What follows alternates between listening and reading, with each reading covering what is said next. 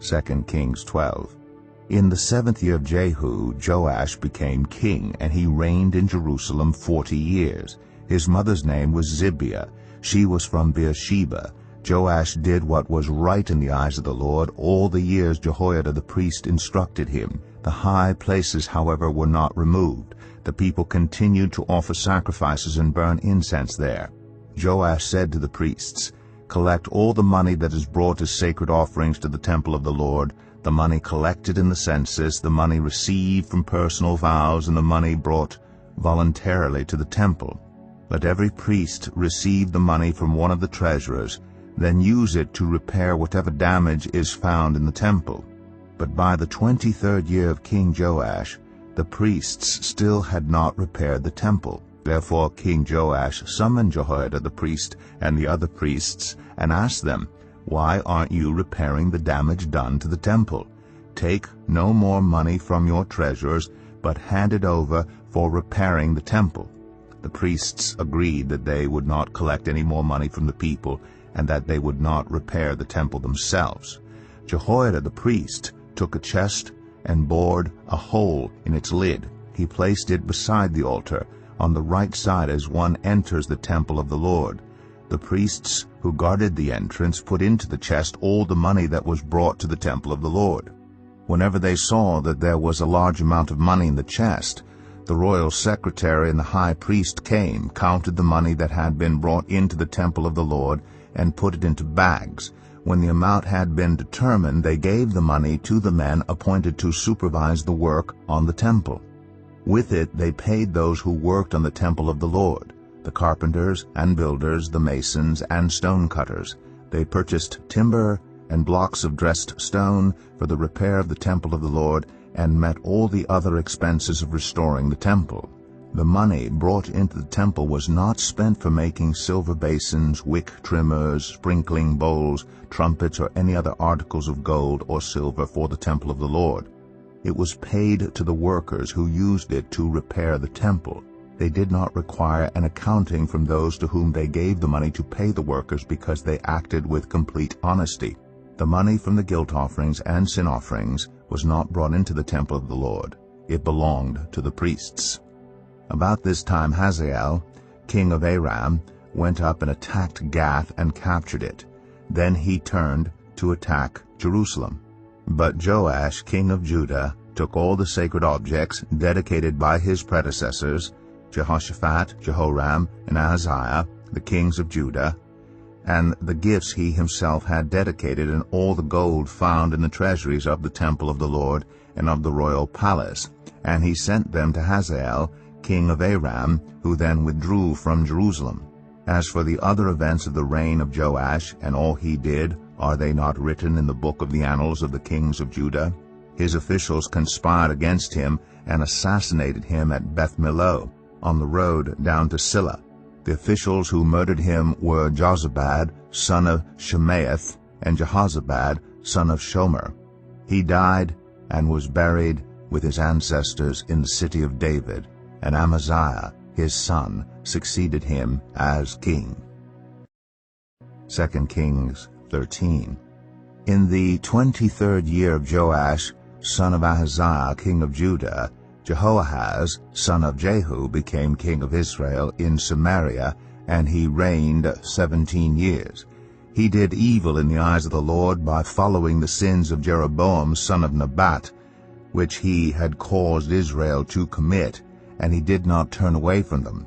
So the Lord's anger burned against Israel, and for a long time he kept them under the power of Hazael, king of Aram, and Ben-Hadad his son. Then Jehoahaz sought the Lord's favor, and the Lord listened to him, for he saw how severely the king of Aram was oppressing Israel. The Lord provided a deliverer for Israel, and they escaped from the power of Aram. So the Israelites lived in their own homes as they had before. But they did not turn away from the sins of the house of Jeroboam, which he had caused Israel to commit. They continued in them. Also the Asherah pole remained standing in Samaria. Nothing had been left of the army of Jehoahaz except 50 horsemen, 10 chariots, and 10,000 foot soldiers, for the king of Aram had destroyed the rest and made them like the dust at threshing time. As for the other events of the reign of Jehoahaz, all he did and his achievements, are they not written in the book of the annals of the kings of Israel?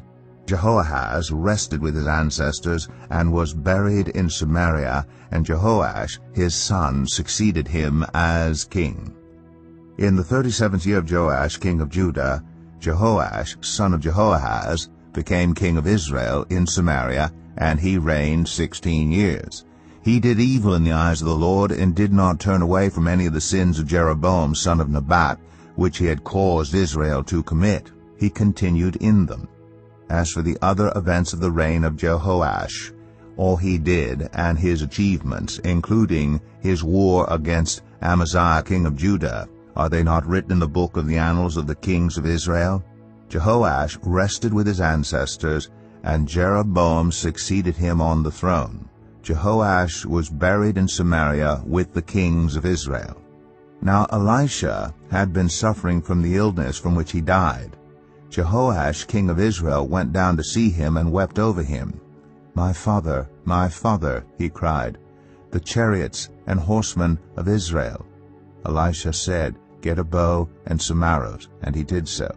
Take the bow in your hands, he said to the king of Israel. When he had taken it, Elisha put his hands on the king's hands. Open the east window, he said, and he opened it. Shoot, Elisha said, and he shot. The Lord's arrow of victory, the arrow of victory over Aram. Elisha declared, You will completely destroy the Arameans at Aphek. Then he said, Take the arrows, and the king took them. Elisha told him, Strike the ground. He struck it 3 times and stopped. The man of God was angry with him and said, You should have struck the ground 5 or 6 times. Then you would have defeated Aram and completely destroyed it. But now you will defeat it only 3 times. Elisha died and was buried. Now Moabite raiders used to enter the country every spring.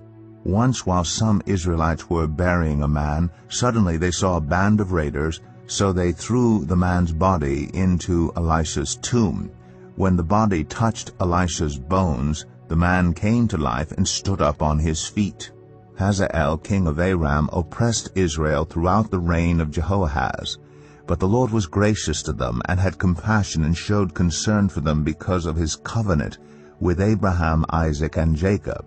To this day he has been unwilling to destroy them or banish them from his presence. Hazael king of Aram died, and Ben-Hadad his son succeeded him as king. Then Jehoash, son of Jehoahaz, recaptured from Ben-Hadad, son of Hazael, the towns he had taken in battle from his father Jehoahaz. 3 times Jehoash defeated him, and so he recovered the Israelite towns. 2 Kings 14. In the 2nd year of Jehoash, son of Jehoahaz, king of Israel, Amaziah, son of Joash, king of Judah, began to reign. He was 25 years old when he became king, and he reigned in Jerusalem 29 years. His mother's name was Jehoaddan. She was from Jerusalem. He did what was right in the eyes of the Lord, but not as his father David had done. In everything he followed the example of his father Joash. The high places, however, were not removed. The people continued to offer sacrifices and burn incense there.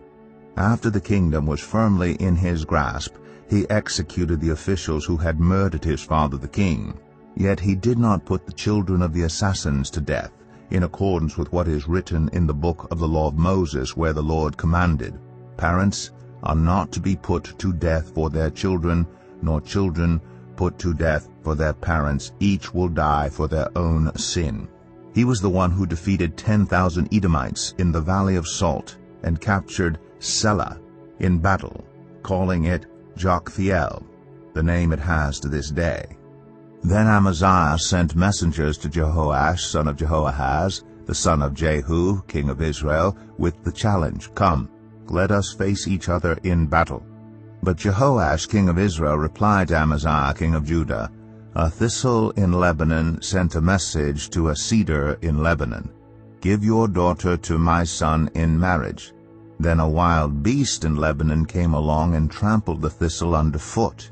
You have indeed defeated Edom, and now you are arrogant. Glory in your victory, but stay at home. Why ask for trouble and cause your own downfall and that of Judah also? Amaziah, however, would not listen, so Jehoash, king of Israel, attacked. He and Amaziah, king of Judah, faced each other at Beth-Shemesh in Judah. Judah was routed by Israel, and every man fled to his home. Jehoash, king of Israel, captured Amaziah, king of Judah, the son of Joash, the son of Ahaziah, at Beth-Shemesh. Then Jehoash went to Jerusalem and broke down the wall of Jerusalem from the Ephraim gate to the corner gate, a section about 400 cubits long. He took all the gold and silver and all the articles found in the temple of the Lord and in the treasuries of the royal palace. He also took hostages and returned to Samaria. As for the other events of the reign of Jehoash, what he did and his achievements, including his war against Amaziah, king of Judah, are they not written in the book of the annals of the kings of Israel?